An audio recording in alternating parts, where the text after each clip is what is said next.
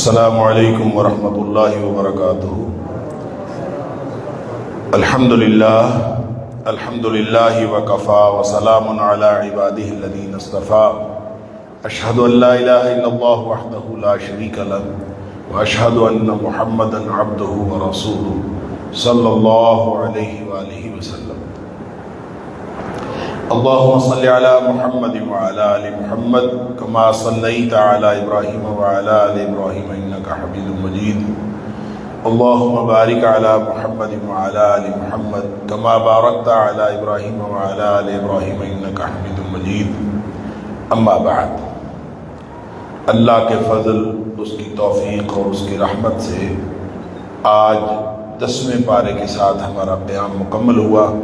اللہ تعالی ہم سب کی طرف سے قبول فرمائے اور ہم سب کے لیے جنت الفردوس میں جانے کا ذریعہ بنا دے۔ 10ویں پارے میں سورۃ الانفال جاری ہے اور سورۃ الانفال کی بقیہ 35 آیات، آیت نمبر 41 سے آیت نمبر 75 تک وہ اس پارے کے اندر شامل ہیں۔ اس کے علاوہ سورہ توبہ، اس کی پہلی 93 آیات جو ہیں وہ بھی آج کے پارے میں شامل ہیں۔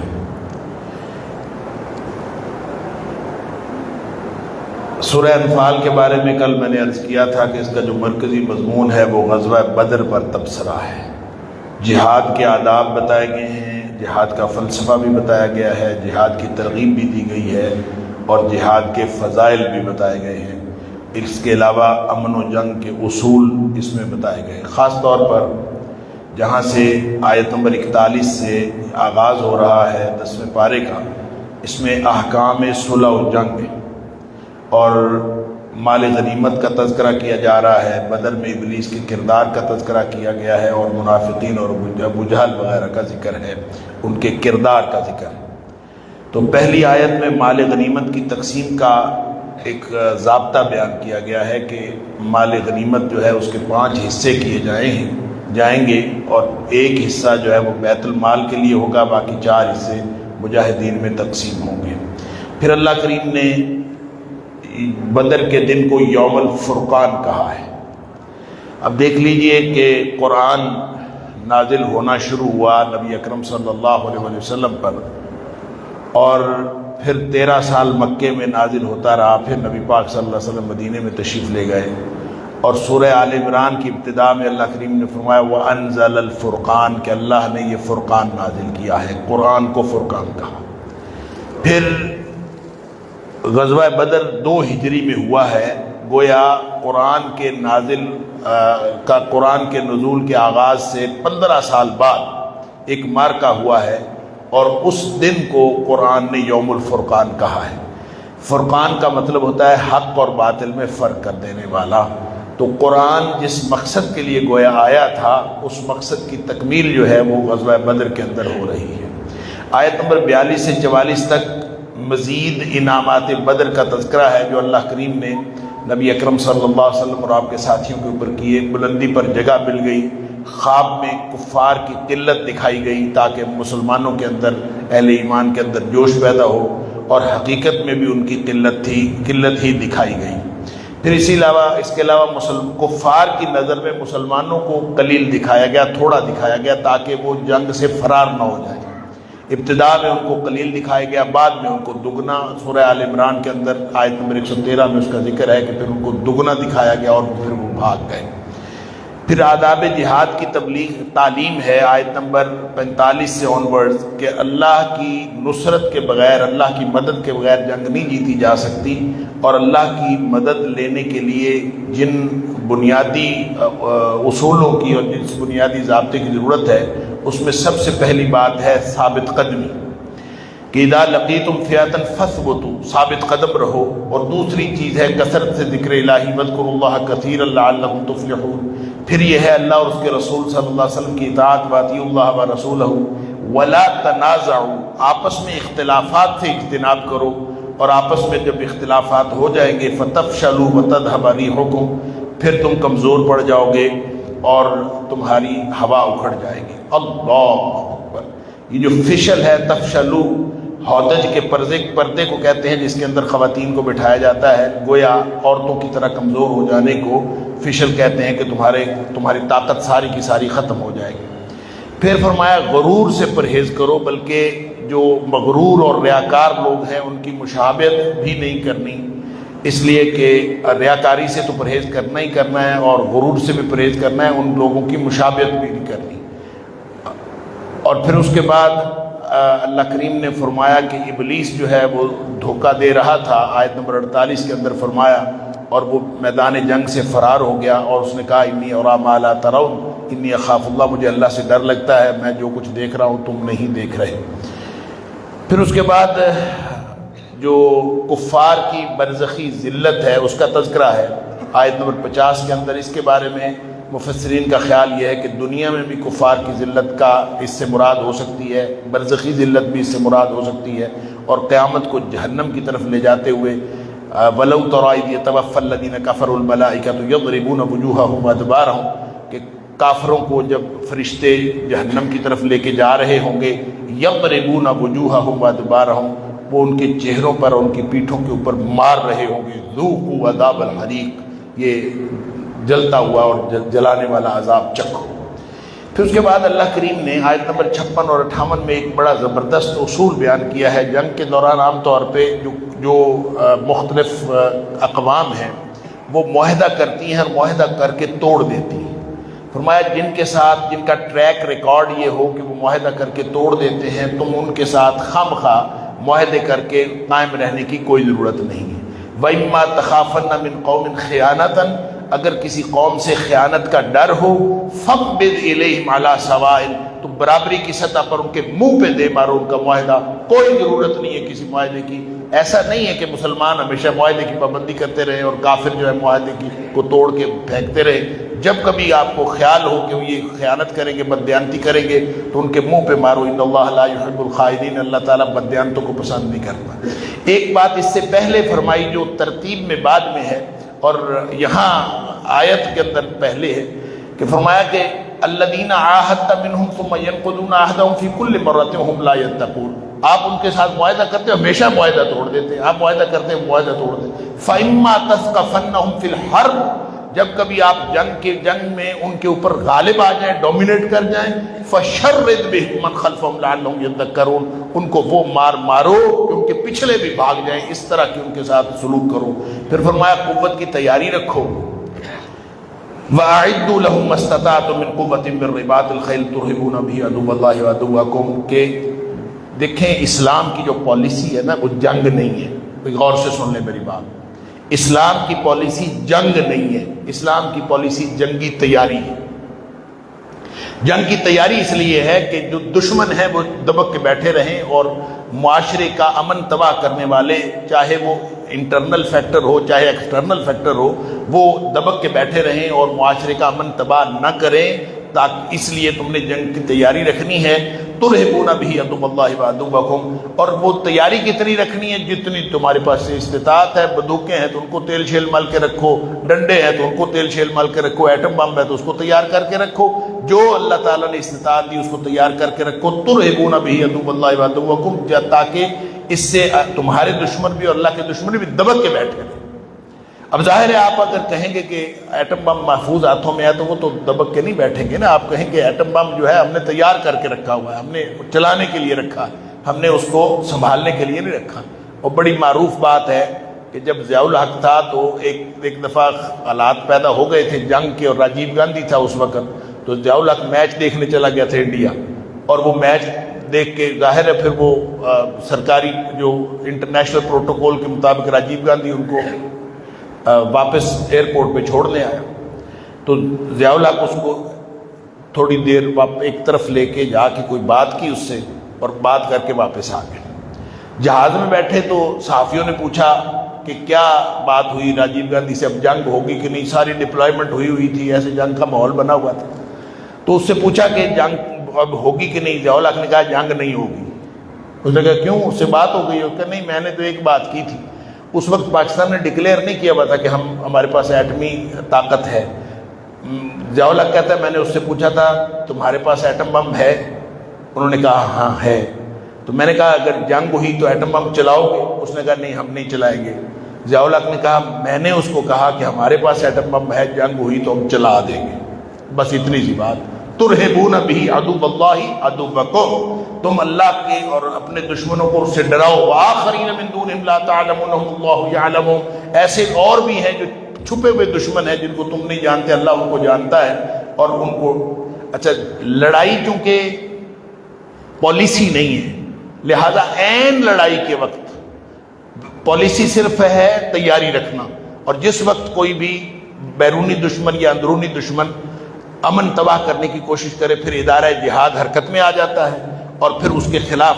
اب عین لڑائی کے دوران فرمایا کہ ان جنحوا للسلم فاجنح لها، عین لڑائی کے دوران اگر وہ صلح کا پیغام دیں اور صلح کی طرف مائل ہوں، آپ بھی صلح کی طرف مائل ہوں۔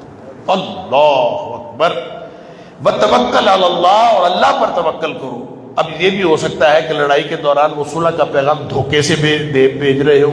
فرمایا وَإِن يُرِيدُوا أَن يَخْدَعُوكَ، اگر وہ آپ کو دھوکہ بھی دینا چاہ رہے ہوں تو بھی صلح کی بات پہ صلح کر لینی، اس لیے کہ فَإِنَّ حَسْبَكَ اللَّهُ، اگر وہ آپ کو دھوکہ بھی دے رہے ہیں تو اللہ آپ کو کافی ہو جائے گا۔ سبحان اللہ۔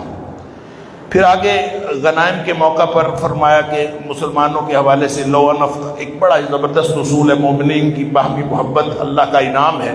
وَأَلَّفَ بَيْنَ قُلُوبِهِمْ، اللہ تعالیٰ نے لوگوں کے آپس میں تمہارے جو ہے وہ دل ملا دیے ہیں۔ وَلَوْ أَنفَقْتَ مَا فِي الْأَرْضِ جَمِيعًا مَا أَلَّفْتَ فِي بَيْنَ قُلُوبِهِمْ، تو اگر آپ خزانے بھی خرچ کر دیتے تو آپ دل نہیں ملا سکتے تھے، اللہ نے دل ملا دیے۔ پھر آگے فرمایا جہاد کے لیے ان کو شوق دلایا کرو۔ یا ایھا النبی حرض المؤمنین علی القتال، نبی پاک صلی اللہ علیہ وسلم غزوہ بدر سے پہلے شوق دلاتے رہے لوگوں کو کہ جہاد کے لیے لڑو، اور اس میں اس کی بڑی زبردست مثال مسلم شریف کے اندر آتی ہے۔ عمیر بن حمام رضی اللہ تعالیٰ عنہ، وہ کھجوریں کھانے لگے اور پھر خیال آیا کہ نبی پاک صلی اللہ علیہ وسلم نے اتنا شوق دلایا تھا کہ جہاد میں جاؤ گے شہید ہوگے ڈائریکٹ جنت میں جاؤ گے۔ اس نے کہا کھجوریں پھر یہاں کیا کھانی ہے، پھر جنت میں جا کے کھاتے۔ پھر نصاب ہے جہاد کا، فرمایا پہلے تو نصاب یہ تھا کہ 1 اور 10 کی ریشو ہو، تو تمہارا دشمن تم سے 10 گنا بڑا ہو تو جہاد کرنا فرض ہو جاتا ہے۔ اگر اس وقت وہ کسی طرح کی شرارت کرے تو اس وقت پیچھے نہیں ہٹنا ہوتا۔ پھر فرمایا الآن خفف اللہ عنکم علم ان فیکم ضعف، اب اللہ نے اس میں تخفیف کر دی اور اللہ کو معلوم ہے کہ تمہارے اندر کمزوری آ گئی۔ فرمایا اب 1 اور 2 کی ریشو ہے، دگنا دشمن تم سے بڑا ہو اور ان سے لڑائی ہو جائے تو آپ پیٹھ پھیر کے بھاگ نہیں سکتے، اور کسی بھی طرح آپ ان کے ساتھ جنگ سے فرار اختیار نہیں کر سکتے، فرار گناہ ہے، کسی بھی طرح سے آپ جنگ سے فرار اختیار کرتے ہیں تو یہ گناہ ہے۔ آگے اسیران بدر کی بات ہے، بڑا معروف یہ قرآن کا حکم ہے، ما کان للنبی ان یکون له اسرى حتى یثخن فی الارض، کہ نبی پاک صلی اللہ علیہ وسلم کو چاہیے یہ تھا، اس کا عام مفہوم میں بتا رہا ہوں، نبی پاک صلی اللہ علیہ وسلم کو چاہیے یہ تھا کہ جو قیدی تھے بدر کے ان کی خون ریزی کر دیتے، ان کو گویا چاہیے یہ تھا کہ ان کا خون بہایا جاتا۔ نبی پاک صلی اللہ علیہ وسلم نے فدیہ لے لیا تھا، تریدون عرض الدنیا، تم دنیا کا فائدہ چاہتے ہو، واللہ یرید الآخرہ، اللہ آخرت کی بات چاہتا ہے، واللہ عزیز حکیم۔ اور لولا کتاب من اللہ سبق لمسکم فیما اخذتم عذاب عظیم، جو بات پہلے سے لکھ دی گئی تھی وہ اگر نہ لکھی ہوتی تو تمہیں عذاب عظیم ہوتا، اس بات کی سزا ملتی تمہیں۔ یہ بات کیا تھی؟ دیکھیں، ایک تو بات یہ ہے کہ مال غنیمت حلال ہے اور یہ جائز تھا، یہ جائز نہ ہوتا تو فدیہ جو ہے وہ حرام ہوتا اور فدیے کے اوپر سزا ملتی، جائز تھا اس لیے ٹھیک کام کیا۔ دوسری بات یہ کہ اصحاب بدر کی مغفرت اللہ تعالیٰ نے لکھ دی ہے، لہذا وہ جو بھی ان سے غلطی ہوئی ہے تو اللہ تعالیٰ نے ان کو معاف کر دی۔ تیسری بات یہ ہے کہ نبی پاک صلی اللہ علیہ وسلم کی موجودگی جو ہے وہ عذاب سے امان کا باعث ہے، سورہ انفال میں پیچھے ہم پڑھا ہے۔ ایک اور بات جو اس پوری آیت کو سمجھنے کے لیے مفسرین نے لکھی ہے اور بڑی زبردست بات ہے، وہ یہ ہے کہ اس کو یوں سمجھیں کہ اس کے مخاطبین اہل اسلام ہے ہی نہیں، اس کے مخاطبین اہل کفر ہیں۔ ما کان للنبی ان یکون لہ اسرى حتى یدخل فی الارض، ان کو بتایا جا رہا ہے کہ نبی ایسا نہیں ہے کہ وہ صرف اور صرف فدیہ لینے کے لیے خون ریزی کرے یا صرف مالی فائدے کے لیے وہ خون ریزی کرے. تریدون عرض الدنیا، کافرو تم دنیا کا فائدہ چاہتے ہو، واللہ یرید الآخرہ، اللہ تعالیٰ جو ہے وہ آخرت کا فائدہ چاہتا ہے. تو اس طرح سے اس کا بالکل مفہوم بدل جاتا ہے کہ ان کو بتایا گیا ہے کفار کو کہ نبی کریم صلی اللہ علیہ وسلم ایسے نہیں ہے کہ فدیے کے لیے وہ خون ریزی کریں. آگے آیت نمبر 72 سے 75 تک اہل ایمان کو بشارتیں دی گئی ہیں. مہاجرین کی فضیلت ہے، مجاہدین کی بھی فضیلت ہے، اور فرمایا کہ معاہدہ کے دو طرفہ پاسداری کرنی چاہیے، آیت نمبر 72 کے اندر فرمایا. اور اسی طرح وہ جو ہم پیچھے آیت نمبر 58 میں پڑھ آئے ہیں. اور سورت کے اختتام پر فرمایا وراثت جو ہے وہ صرف خونی رشتوں میں تقسیم ہوگی. وَأُولُو الْأَرْحَامِ بَعْضُهُمْ أَوْلَىٰ بِبَعْضٍ فِي کتاب اللہ. اس سے پہلے اخوت اور حلف جو ہے وہ بھی وراثت کی بنیاد ہوتا تھا، یعنی بھائی چارے کی بنیاد پر بھی وراثت ہوتی تھی، حلف کی بنیاد پر بھی ایک دوسرے کے حلیف ہیں. اب فرمایا کہ صرف اور صرف خونی رشتہ داری جو ہے وہی اس کی بنیاد ہوگی. آگے سورہ توبہ ہے. سورہ توبہ کا مضمون بھی کم و بیش وہی ہے جو سورۃ الانفال کا ہے. یوں کہہ لیجئے کہ مرحلاتی اور ہنگامی احکام جہاد کے بعد آخری اور انتہائی احکام جہاد ہیں سورہ توبہ کے اندر. اور یہود و نصارہ اور منافقین سے عملی جہاد کی ضرورت و اہمیت بتائی گئی ہے. یہ سارے مضامین سورۃ الانفال سے ملتے جلتے ہیں. بسم اللہ اس سے پہلے نازل نہیں ہوئی، اور اس کے مختلف اقوال مفسرین نے نقل کیے ہیں، اور جس میں اکثر لوگوں کا خیال یہ ہے کہ چونکہ سورہ انفال اور سورہ توبہ کے مضامین ملتے جلتے ہیں، اس لیے اس کے درمیان میں سورہ یہ بسم اللہ الرحمن الرحیم نازل نہیں ہوئی. اس سے ایک بات تو پتہ چلی کہ بسم اللہ الرحمن الرحیم ہر سورت کے ساتھ نازل ہوئی ہے، اور اس سورت کے ساتھ نازل نہیں ہوئی. اور سورہ نمل کے اندر جو ہے وہ 2 دفعہ آ گئی، لہذا کل 114 دفعہ ہی بسم اللہ الرحمن الرحیم نازل ہوئی ہے. یہاں اس لیے بھی نہیں نازل ہوئی کہ یہاں اللہ تعالیٰ بسم اللہ برکت کے لیے ہوتا ہے. یہ بسم اللہ برکت کا کلمہ ہے. جب آپ بسم اللہ الرحمن الرحیم پڑھ دیتے ہو، گھر داخل ہوتے ہوئے بسم اللہ پڑھیں، باہر نکلتے ہوئے بسم اللہ پڑھیں، کھانا کھاتے ہوئے بسم اللہ پڑھیں، کسی بھی کام کے شروع میں بسم اللہ پڑھیں، اس کے اثرات ہی بدل جاتے ہیں. لہٰذا قرآن سے پہلے اعوذ پڑھنا ضروری ہے. بسم اللہ الرحمن الرحیم وہاں پڑھنا ضروری ہے جہاں لکھا ہوا ہے، یعنی ہر سورت کے شروع میں. لیکن اس سورت کے شروع میں صرف اعوذ پڑھیں گے آپ، بسم اللہ الرحمن الرحیم پڑھیں گے، کیونکہ بسم اللہ الرحمن الرحیم کے اپنے اثرات ہوتے ہیں. اللہ کریم نے یہ نازل نہیں کی. مختصر بات یہ ہے کہ اللہ کریم نے نازل نہیں کی، لہذا ہم بھی یہاں پہ نہیں پڑھیں گے. غصہ اللہ کا یہاں پہ ہے، اس لیے بسم اللہ الرحمن الرحیم نازل نہیں ہوئی. فرمایا وَأَذَانٌ مِّنَ اللَّهِ وَرَسُولِهِ إِلَى النَّاسِ يَوْمُ الْحَجِّ الْأَكْبَرِ. اللہ اور اس کے رسول صلی اللہ علیہ وسلم بری ہیں. آغاز ہوتا ہے سورت کا برات من اللہ ورسولہ الذین عاہدتم من المشرکین. اللہ اور اس کے رسول کی برات ہے مشرکین سے، ان سے جو پہلے وعدہ کیا تھا. اب سارے معاہدے ختم ہو گئے. 4 مہینے کی مہلت دی جاتی ہے. 4 مہینے کے اندر یا مسلمان ہو جائے یا پھر حجاز چھوڑ کے وہاں سے نکل جائے. اور یہ اعلان نبی پاک صلی اللہ علیہ وسلم نے جب حضرت ابوبکر صدیق رضی اللہ تعالیٰ عنہ امیر حج بن کے گئے ہیں، پھر حضرت علی رضی اللہ تعالیٰ کو یہ آیات دے کے نبی پاک صلی اللہ علیہ وسلم بھیجا. انہوں نے اس دن اعلان کر دیا یوم الحج الاکبر، حج اکبر کے دن. ہم حج اکبر اس کو کہتے ہیں جس دن جمعے والے دن حج آ جائے، ہم کہتے ہیں حج اکبر. یہ ایسے ایک کانسیپٹ بنایا ہوا ہے. یہاں اللہ کریم نے جس کو یوم الحج الاکبر کہا ہے، یہ یوم النحر ہے، یعنی جس دن عید ہوتی ہے اس کو یوم حج اکبر کا ہے، حج کا حصہ ہوتا ہے. پھر اس کے بعد آیت سیف ہے، آیت نمبر 5 کے فَإِذَا انْسَلَخَ الْأَشْهُرُ الْحُرُمُ، جب یہ حرام مہینے، حرمت والے مہینے ختم ہو جائیں گے، فَاقْتُلُوا الْمُشْرِكِينَ حَيْثُ وَجَدتُّمُوهُمْ، پھر جہاں مشرکین ملے ان کو قتل کرو. اور اگر یہ فَإِن تَابُوا وَأَقَامُوا الصَّلَاةَ، اگر وہ توبہ کر لیں اور نماز قائم کرنا شروع کر دیں، وَآتُوا الزَّكَاةَ، زکوٰۃ دینا شروع کر دیں، فَخَلُّوا سَبِيلَهُمْ، پھر اس کا راستہ چھوڑ دو، وگرنہ ان کو قتل کر دو. یہ اتنی یعنی حتمی احکام آ گئے کہ اب تک بہت انتظار ہو گیا، اب ان کو وہاں سے نکال دیا گیا. اور یہ 9 ہجری کی بات ہے جب یہ آیات نازل ہوئی ہیں اور نبی پاک صلی اللہ علیہ وسلم نے ان کو یہ اعلان کر دیا. پھر آیت نمبر 6 سے 24 تک کہتے ہیں کہ یہ ان کا نزول جو ہے وہ 8 ہجری میں قبل رمضان یہ نازل ہوئی تھی، معاہدہ حدیبیہ کے تناظر میں. بہرحال آگے معاہدہ توڑنے والوں کے خلاف لڑو. وَإِن نَكَثُوا أَيْمَانَهُم مِّن بَعْدِ عَهْدِهِمْ وَطَعَنُوا فِي دِينِهِمْ فَقَاتِلُوا أَئِمَّةَ الْكُفْرِ. کافروں کے اماموں سے لڑو جو وعدے توڑتے ہیں. اور پھر مشرکین عرب کے فخر و ناز کا جواب دیا ہے کہ یہ خام خواہ فخر کرتے ہیں کہ ہم جناب مسجدیں بناتے ہیں، ہم نے مسجد حرام تعمیر کی ہے، اور ہم جناب پانی پلاتے ہیں حاجیوں کو۔ اللہ تعالیٰ فرماتا ہے کہ ما کان للمشرکین ان یعمروا مساجد اللہ وہم شاہدین علی انفسہم بالکفر، یعنی کافر ہیں، اپنے کفر پر یہ شاہد ہیں، اور پھر یہ مسجد تعمیر کر کے سمجھتے ہیں ہم نیکی کا کام کر رہے ہیں۔ اولئک حبطت اعمالهم فی النار ففی النار هم خالدون، ان کے سارے اعمال ضائع ہیں، یہ جہنم میں جائیں گے۔ مسجد تعمیر کرنا اور آباد کرنا ان کا کام ہے ہی نہیں۔ انما یعمر مساجد اللہ من آمن باللہ والیوم الآخر واقام الصلاۃ وآتى الزکاۃ، جو مسجدیں جو ہیں ان کی تعمیر اور آبادی کا کام تو صرف وہ کرتے ہیں جو اللہ پر ایمان رکھتے ہوں، آخرت پر ایمان رکھتے ہوں، نماز قائم کریں، زکوٰۃ ادا کریں۔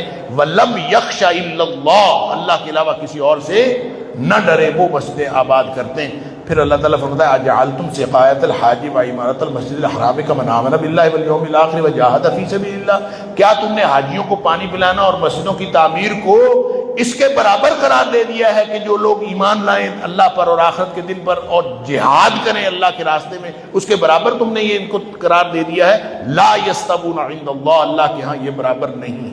آگے فرمایا جہاد اور ہجرت میں محبتیں آڑے نہیں آنی چاہیے۔ یا ایھا الذین آمنوا لا تتخذوا آباءکم واخوانکم اولیاء، آیت نمبر 23 سے بڑی کمپریہنسو آیت ہے کہ اگر تمہارے باپ بھائی جو ہیں ان کو بھی آپ دوست نہ بناؤ۔ ان استحبوا الکفر علی الایمان، اگر یہ تمہارے باپ اور بھائی قریبی رشتہ دار بھی کفر کو پسند کریں ایمان کے مقابلے میں تو تم کبھی بھی ان کو اپنا دوست نہ رکھو۔ ومن یتولہم منکم، پھر بھی اگر کوئی اپنے باپوں کو، بیٹوں کو، بھائیوں کو دوست رکھے گا فاولئک هم الظالمون، وہ ظالم ہیں۔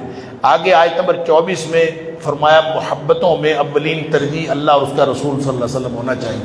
وہ ساری محبتیں، قل ان کان آباؤکم ابناؤکم اخوانکم ازواجکم عشیرتکم اموال اقترفتموها، جتنی محبتیں ہو سکتی تھیں، باپ دادا پردادا اوپر تک، بیٹا پوتا نیچے تک، جتنے رشتے، اخوانکم برابر کے رشتے، ازواجکم سسرالی رشتے، عشیرتکم سارے خاندان، واموال اقترفتموها جتنے مال کمائے ہیں، وتجارت تخشون کسادہا وہ جو تمہارے کاروبار جن کے مندی پڑ جانے کا خطرہ ہے، ومساکن ترضونہا جنت نظیر جو گھر تم نے بنائے ہیں، یہ سارے کے سارے احب الیکم من اللہ ورسولہ وجہاد فی سبیلہ، اگر یہ سارا کچھ ہی ہے جن میں سے کوئی چیز اللہ اور اس کے رسول صلی اللہ علیہ وسلم اور جہاد فی سبیل اللہ کی راستے سے زیادہ پیاری ہے تم میں، فتربصوا حتی یاتی اللہ بامرہ، پھر بیٹھ کے انتظار کرو اللہ کا عذاب کب آتا ہے۔ اللہ آگے پھر غزوہ حنین کا ذکر ہے۔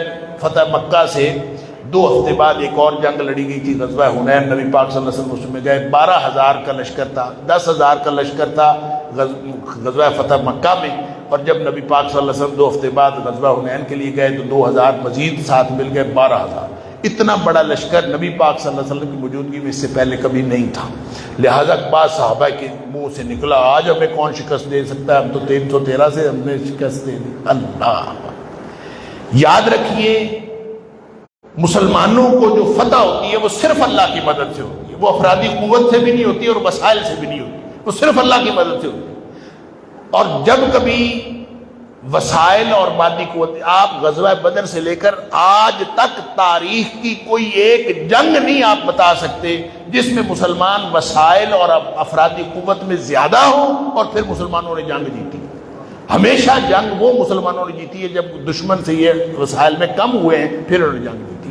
اس کی وجہ یہ ہے کہ مسلمانوں کی کامیابی کی وجہ نہ وسائل ہے نہ افرادی قوت ہے، ان کی وجہ صرف اللہ کی مدد۔ تو 12,000 ہیں جی آج تو ہم جیت جائیں گے، حالانکہ نبی پاک صلی اللہ علیہ وسلم ان کے اندر موجود تھے، درمیان میں موجود تھے، لیکن جو ہی یہ خیال آیا، جاتے ہی بنو حوازن اور ثقیف کے لوگ کھڑے ہوئے تھے، انہوں نے ایسے تیر برسائے کہ سارے قدم اکھڑ گئے، ایسا تھپڑ پڑا کہ اکیلے نبی پاک صلی اللہ علیہ وسلم کھڑے وہاں پہ آوازیں دے رہے ہیں کہ لوگ ادھر آ جاؤ، لوگ ادھر آ جاؤ، لوگ بھاگ گئے ادھر ادھر، پورا 12,000 کا لشکر تتر بتر ہو۔ پھر نبی پاک صلی اللہ علیہ وسلم وہاں میدان میں جنگ میں کھڑے رہے، ڈٹے رہے، تو پھر لوگ آہستہ آہستہ آئے، اور گویا نبی پاک صلی اللہ علیہ وسلم کی موجودگی کے باوجود یہ بتایا گیا کہ اللہ کی مدد کے بغیر جنگ نہیں جیتی جا سکتی۔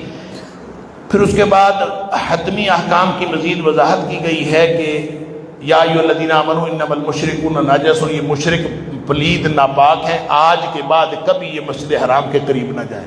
لہٰذا آج آپ دیکھتے ہیں کہ حدود حرم کے باہر جو ہے وہ گیٹ لگا ہوا ہے، اس کے اوپر لکھا ہوا ہے اس کے اندر غیر مسلم نہیں جا سکتے۔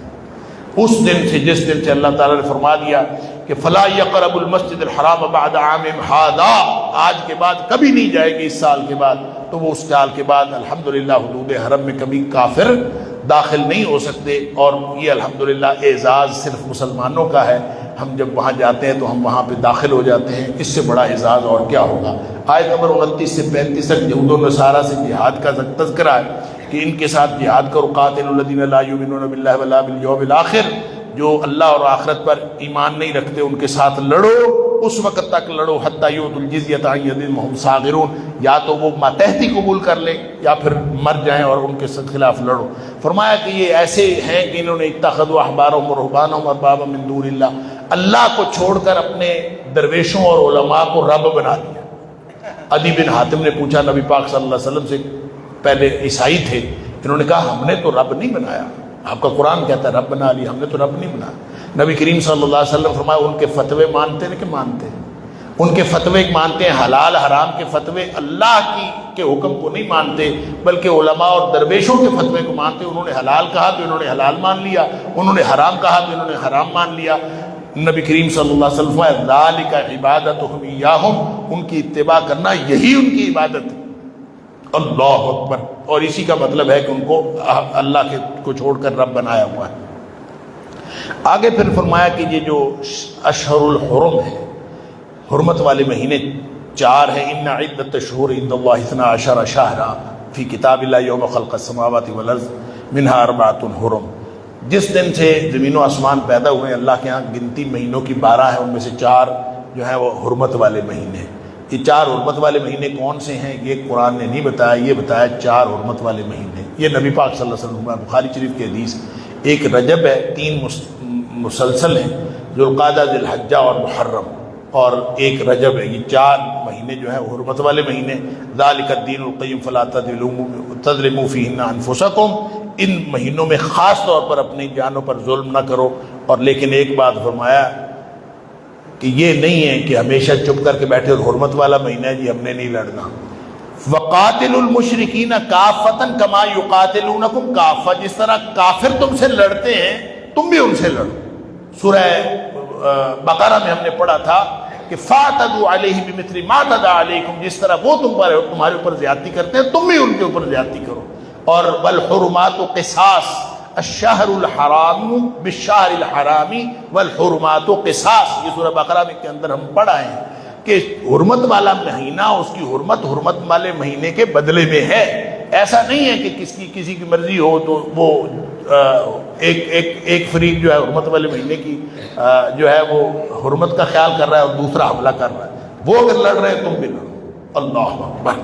انما النسیء زیادۃ فی الکفر، یہ جو نسیء ایک ان کی پتہ کیا کرتے تھے، جس مہینے میں لڑنا ہے وہ کہتے تھے اس دفعہ ہم حرمت والا مہینہ اگلا کر لیں گے اور اس دفعہ پچھلا کر لیں گے، اپنی مرضی سے آگے پیچھے کر لیں، اس کو نسیء کہتے ہیں۔ فرمایا کہ یہ تو کفر کے اندر ایک زیادتی یعنی مزید کفر ہے۔ پھر آگے غزوہ تبوک کا بیان ہے، آیت نمبر 38 سے لے کر آیت نمبر 127 تک غزوہ تبوک کا بیان۔ غزوہ تبوک میں چونکہ منافقین کا ایک خاص کردار تھا، وہ نہیں گئے، ان کا بھی ذکر ہے۔ آیت نمبر 38 سے 127 تک اللہ تعالیٰ نے غزوہ تبوک وہ ہے 9 ہجری میں نبی پاک صلی اللہ علیہ وسلم کو رومیوں کے مقابلے میں نکلنا تھا، لمبا سفر تھا، فصلیں پکی ہوئی تھی، دھوپ تھی، موسم شدید تھا، اور اس وقت مسلمانوں کے پاس کوئی زیادہ مال و اسباب بھی نہیں تھے، جس کو کہتے ہیں نا 13واں مہینہ تھا کہ اس وقت بالکل جو ہے وہ سب تیار اس بات کا انتظار کر رہے تھے فصل آئے گی تو پھر اس کے بعد اسباب و وسائل آئے گی، تو چندہ اکٹھا کرنا شروع کر دیا نبی کریم صلی اللہ علیہ وسلم، اس لیے اس کو جیش العسرت بھی کہتے ہیں کہ وہ تنگی کا لشکر تھا۔ تو اس میں فرمایا کہ اللہ کی مدد اس میں آئی، اور الا تنصروا فقد نصرہ اللہ اذ اخرجہ الذین کفروا، یہ منافقین نے نبی پاک صلی اللہ علیہ وسلم کے ساتھ یہ اسی وقت لے کے اجازتیں جانے لگے کہ ہم نے کوئی نہیں جانا۔ اللہ تعالیٰ فرماتا ہے تم نے نہیں مدد کرنی تو نہ کرو. اللہ نے تو اس وقت اپنے نبی کی مدد کی تھی جب یہ غار کے اندر اکیلا تھا اور اس کے ساتھ دوسرا تھا. ثانی اثنین اذ ہما فی الغار، جب یہ دونوں غار میں تھے. اذ یقول لصاحبہ لا تحزن ان اللہ معنا، جب اپنے ساتھی سے کہہ رہا تھا نہ ڈرو اللہ ہمارے ساتھ. تو اب بھی اللہ ہمارے ساتھ ہے، لہذا ہر صورت میں نکلو.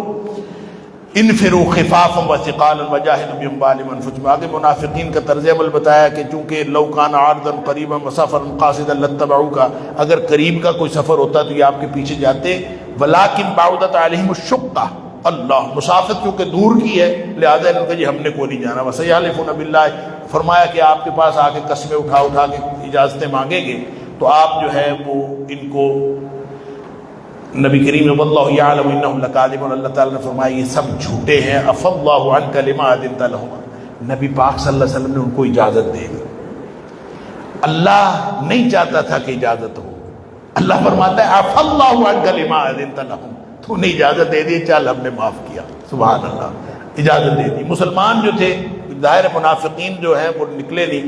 اللہ فرماتا ہے کہ یہ جو نبی پاک صلی اللہ علیہ وسلم نے اجازت دے دی تھی نا، منافقین سمجھتے ہیں موج لگ گئی کہ ہمیں جو ہے وہ اجازت ہو گئی. اللہ فرماتا ہے وَلَٰكِنْ كَرِهَ اللَّهُ بِعَاثَهُمْ، اللہ نے ان کا نبی کریم صلی اللہ علیہ وسلم کے ساتھ نکلنا پسند ہی نہیں کیا. یہ کبھی کوئی یہ جو بے نمازی ہے نا، یہ کہتے ہیں میں نماز نہیں پڑھنے گیا، میں نے ایسے نہیں کیا، میں ایسے، وہ اللہ نے توفیق چھین لی ہے. اللہ تعالیٰ توفیق چھین لیتا ہے. تو منافقین سے اللہ نے توفیق ہی چھین لی اس کے ساتھ جانے کی. پھر آگے مسلمانوں کے 4 قسم کے طرز عمل تھے غزوہ تبوک کے حوالے سے. بعض تو وہ تھے جو بلا تعمل تیار ہو گئے، بعض لوگ تھے ابتداءً انہوں نے تردد کیا پھر تیار ہو گئے، بعض وہ تھے جو اپنی کسی بیماری کی وجہ سے، کمزوری کی وجہ سے یا سفر خرچ وغیرہ نہ ہونے کی وجہ سے انہوں نے اجازت لے لی، جس کا تذکرہ آگے 91-92 نمبر آیت کے اندر آئے گا. کچھ لوگ ایسے تھے جن کا 11ویں بارے میں ذکر آئے گا کہ بغیر عذر کے، کوئی ان کے پاس عذر نہیں تھا، محض کاہلی اور سستی کی وجہ سے وہ نہیں جا سکے، انہوں نے اعتراف کر لیا تھا. وہ 3 لوگ تھے، ان کا تذکرہ بعد میں آئے گا. تو پھر فرمایا کہ منافقین جو ہیں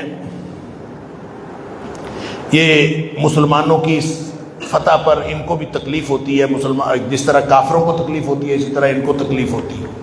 پھر نبی پاک صلی اللہ علیہ وسلم کی ذات کے بارے میں مختلف قسم کی عرضہ ثنائیاں ہیں، ان کا ذکر ہے. اور پھر خاص طور پہ نبی پاک صلی اللہ علیہ وسلم نے ایک دفعہ صدقات تقسیم کر رہے تھے تو ذوالخفیسرہ تھا، اس نے کہا جی اللہ کے رسول صلی اللہ علیہ وسلم کو کہ آپ جو ہے وہ انصاف کریں اور امانت دیانت کا اظہار کریں. اللہ اکبر. نبی کریم صلی اللہ علیہ وسلم فرمایا میں اگر امانت دیانت کا اظہار نہیں کروں تو اور کون کرے گا. پھر آگے 8 مصارف 60 نمبر آیت میں زکوٰۃ کے 8 مصارف بتائے گئے ہیں کہ جو انما الصدقات للفقراء والمساکین والعاملین. باقی تو خیر ٹیکنیکل چیزیں ہیں، لیکن یہ 2 باتیں جو ہیں مساکین اور فقراء، جو آج کل بھی ہم بھی زکوٰۃ دیتے ہیں، ہر وقت ضرورت پڑتی رہتی ہے. ایک تو فقیر ہوتا ہے، فقیر وہ ہوتا ہے جس کے پاس کچھ بھی نہ، محتاج ہو، وہ بھی زکوٰۃ کا مستحق. دوسرا ہے مسکین. مسکین وہ ہوتا ہے جس کی آمدنی اس کے اخراجات سے کم ہو. آمدنی ہو، چاہے تنخواہ دار ہو، چاہے وہ کاروبار کرتا ہو، دکان ڈال کے بیٹھا ہوا، اس کے گھر کے 12-14 افراد ہے، چھوٹی سی دکان ہے، اس کا نہیں گزارا ہوتا. تو جس کی آمدنی اس کے اخراجات سے کم ہو، جو اخراجات ہیں وہ ضروریات زندگی کے ہیں، وہ تعیشات زندگی کے اخراجات نہیں ہیں. یہ زندگی کی عیاشی کرنی ہو تو آپ کہیں جناب اس کے تو پورے نہیں آتے پیسے، تو اس لیے زکوٰۃ کے مطلب نہیں. ضروریات زندگی پورے کرنے کے لیے وہ نہ ہو تو ان کو دی جا سکتی ہے. اس لیے بعض لوگ پوچھتے ہیں اپنے ملازم کو زکوٰۃ دی جا سکتی ہے؟ بالکل دی جا سکتی ہے اگر وہ مستحق ہو، مسکین کے زمرے میں آتے ہو. مسکین کے زمرے میں وہ آئے گا جس کے ضروریات زندگی نہ پوری ہوتی ہوں. اگر کسی کی 30-35 ہزار 40 ہزار تنخواہ ہے اور اس کے گھر کے 12-14 افراد ہیں تو اس کی کیسے گزارا ہوتا ہوگا؟ نہیں گزارا ہوتا تو آپ کہہ دیں، اس کے بعد اس کو زکوٰۃ دی جا سکتی ہے. فرمایا منافق ایک دوسرے کے دوست ہیں اور دائمی جہنمی ہیں، مسلمان ایک دوسرے کے دوست ہیں اور یہ دائمی جنتی ہیں. صدقہ کرنے والوں پر بھی تان کرتے تھے. ایک بیچارہ ابو قیل یا ابو عقیل نامی رضی اللہ تعالیٰ عنہ صحابی تھا بیچارہ. اس نے، اب دیکھیں نبی پاک صلی اللہ علیہ وسلم حضرت عثمان کے جو ہے وہ دینار اور اچھالتے جاتے ہیں، ما ضر عثمان ما عمل بعد ھذا، کہ عثمان جو ہے آج کے بعد جو مرضی عمل کرے اس کا کوئی عمل اس کو نقصان ہی نہیں دے گا. نبی پاک صلی اللہ علیہ وسلم ان کے چندے سے اتنے خوش تھے. تو لوگ بیچارے بھاگ بھاگ کے کوشش کر رہے تھے ہم بھی چندہ دے دیں, کسی کے پاس کچھ نہیں تھا. ایک صحابی ابو عقیل رضی اللہ تعالیٰ ساری رات مزدوری کر کے کچھ کھجوریں ملی, آدھی کھجوریں گھر لے گئے اور آدھی کھجوریں لا کے نبی پاک صلی اللہ علیہ وسلم, نبی کریم صلی اللہ علیہ وسلم اتنا خوش ہوئے, آپ نے وہ کھجوریں پورے ان چندے کے ڈھیر کے اوپر جو ہے وہ لگا دی. یہ جو منافقین ہیں یہ صدقہ کرنے والوں کو جو زیادہ دیتا تھا کہتے تھے ریاکاری کرتا ہے, تو جو تھوڑا دیتا تو کہتے تھے تیرے صدقے کے ساتھ کیا ہونا ہے. اللہ تعالیٰ فرماتا ہے الذین یلمزون المتطوعین من المؤمنین فی الصدقات والذین لا یجدون الا جہدهم فیسخرون منهم سخر اللہ منهم. یہ ہنستے ہیں ان کے اوپر کہ تھوڑی سی کھجوروں سے کیا ہو, اللہ ان کے اوپر ہنستا ہے, ان کو کیا پتا. پھر منافقین کے بارے میں اللہ تعالیٰ نے فرمایا کہ 70 دفعہ بھی آئے حبیب صلی اللہ علیہ وسلم آپ اگر ان کے لیے مغفرت مانگے میں نے ان کو بخشنا نہیں. نبی پاک صلی اللہ علیہ وسلم نے فرمایا, بخاری شریف کے اندر آتا ہے کہ میں 70 سے زیادہ دفعہ ان کے لیے بخشش مانگ لوں گا. اللہ رحمت للعالمین تھے. پھر اللہ تعالیٰ نے آگے 84 نمبر آیت میں پکا منع کر دیا ولا تصلی علی احد منهم مات ابدا. اصل میں عبداللہ بن ابی جب مرا تھا تو نبی کریم صلی اللہ علیہ وسلم نے اس کا جنازہ بھی پڑھا اور آپ نے اپنا کرتا بھی دے دیا اس کو کفن دینے کے لیے. تو وہ تو منافق تھا, اب پہلے منع نہیں کیا تھا, پہلے اللہ تعالیٰ نے فرمایا تھا 70 دفعہ بھی بخشش مانگے تو میں نے نہیں بخشنا. نبی پاک صلی اللہ علیہ وسلم میں 70 سے زیادہ دفعہ 71 دفعہ کر لوں گا. اب اللہ تعالیٰ نے پکا منع کر دیا ولا تصلی علی احد منهم مات ابدا ولا تقم علی قبره. یہ جو مر گئے ہیں ان کے اوپر آپ کبھی بھی قبر پہ بھی نہ جائیں اور نہ ان کو بھی جنازہ پڑھیں. انہم کفروا باللہ ورسولہ وماتوا وهم فاسقون. انہوں نے اللہ اور اس کے رسول صلی اللہ علیہ وسلم کے ساتھ کفر کیا ہے, لہذا آپ ان کا جنازہ نہ پڑھیں. مخلص مسلمان جو ہے وہ جہاد سے پیچھے نہ رہے. آخر پہ اس بارے کے آخر پہ ان لوگوں کا ذکر ہے جو واقعی معذور مسلمان تھے, جن کے کوئی نہ کوئی معذوری تھی. ولا لیس علی الضعفاء ولا علی المرضى ولا علی الذین لا یجدون ما ينفقون حرج. بیچارے جو معذور تھے, جو کمزور تھے, ان کو جو ہے وہ فرمایا ان کے اوپر کوئی حرج نہیں. کچھ لوگ ایسے تھے نبی پاک صلی اللہ علیہ وسلم کے پاس آئے اور امام شوکانی وغیرہ نے لکھا کہ یہ 60 لوگ تھے, اور یہ آئے آ کے نبی پاک صلی اللہ علیہ وسلم سے کہتے ہیں کہ ہمیں نا سواریاں دیں. سواری کے بغیر جایا نہیں جا سکتا تھا, سفر بہت لمبا تھا, پیدل نہیں جایا جا سکتا. انہوں نے آ کے نبی پاک صلی اللہ علیہ وسلم سے کہا کہ ہمیں سواریاں دے دیں. اللہ کے رسول صلی اللہ علیہ وسلم فرمایا میرے پاس کہاں سے سواریاں آئیں, میں کہاں سے دوں. تو وہ بیچارے گھروں کو چلے گئے. وَأَعْيُنُهُمْ تَفِيضُ مِنَ الدَّمْعِ حَزَنًا. اور بیچارے واپس گھروں کو جا رہے تھے, ان کی آنکھوں سے آنسو بہہ رہے تھے کہ ہم جہاد پہ جا نہیں سکتے. اللہ اکبر. اللہ تعالیٰ فرماتا ہے وَلَا عَلَى الَّذِينَ إِذَا مَا أَتَوْكَ لِتَحْمِلَهُمْ قُلْتَ لَا أَجِدُ مَا أَحْمِلُكُمْ عَلَيْهِ. وہ آئے آپ کے پاس کہ آپ ان کو سواریاں دیں, آپ نے فرمایا میرے پاس تو کوئی سواری نہیں ہے. وَأَعْيُنُهُمْ تَوَلَّوْا وَأَعْيُنُهُمْ تَفِيضُ مِنَ الدَّمْعِ حَزَنًا لَا يَجِدُوا مَا يُنفِقُونَ. ان بیچاروں کے پاس کچھ تھا نہیں تو اپنی محرومی پہ روتے ہوئے گھروں کو چلے.